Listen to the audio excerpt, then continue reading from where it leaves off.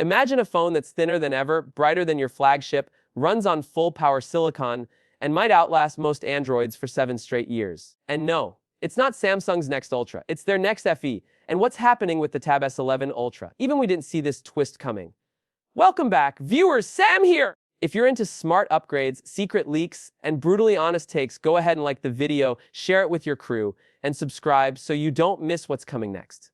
So, let's start with the Galaxy S25 FE because this thing is no longer playing it safe. Samsung is reportedly ditching the chunkier design and going with a flexible OLED panel. That's right, flexible OLED. What that means for you is a thinner body, lighter feel, and a more premium hand-in-glove experience that's typically reserved for their high-end models. We're talking just 7.4 mm thin, slimmer than the previous FE, and nearly matching the flagship Galaxy S25 Plus.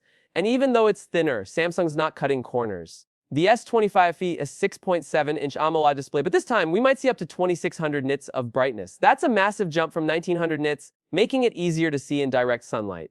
Plus, it's got buttery smooth 120Hz refresh, better touch response, and improved power efficiency. Translation: it feels premium, looks premium, performs like too. Now here's where things get spicy. Unlike the S24 FE, which used a watered-down version of the Exynos 2400, the S25 FE is expected to unleash the full-power Exynos 2400 chip. That means this phone could pack the same horsepower as Samsung's top-tier flagships. And if that wasn't enough, some early reports hint at a 5000 mAh battery. Combine that with better power efficiency and you're potentially looking at one of the longest-lasting Samsung phones in this price segment. Let's talk about the cameras.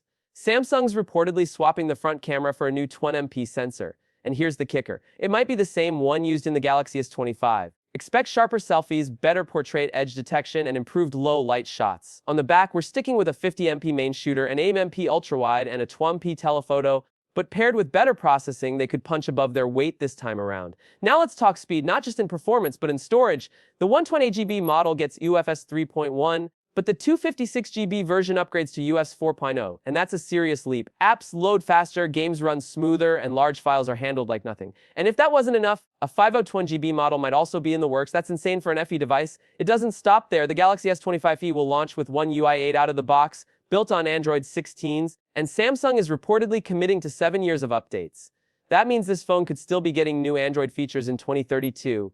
For a mid-range device, that's a game changer. And now let's talk tablets. The Galaxy Tab S11 Ultra is back, and it's not just big, it's bolder. Leaked renders show a more refined design with slimmer bezels. And yes, a notch still there in 2025, but now smaller. We might be down to a single front-facing camera, which might bug some people. But for most of us who don't use tablets for selfies, it's no big loss. The dual rear cameras look larger this time around, suggesting a bump in image quality. Samsung clearly wants the Tab S11 Ultra to be more than just a Netflix machine. And of course the S Pen returns because artists, students, and power users would riot if it didn't. Specs-wise, the Tab S7 Ultra is expected to keep the stunning 14.6-inch display while upgrading to the powerful Dimensity 9400 Plus chip. That's one of the fastest chips on the market right now, and paired with One UI 8, this tablet is built for serious multitasking. It's likely launching alongside a regular Tab S11, but this time there might not be a Plus variant. Back to the S25 FE for a second. Color options are getting a refresh too. There's a new sleek white variant joining the usual dark gray, which gives the phone a clean, minimalist look. It's subtle but surprisingly satisfying. As for the launch timeline, all signs point to an October release, and if Samsung hits the pricing sweet spot, somewhere under the flagship mark, the S25 FE could be one of the most compelling Android phones of the year.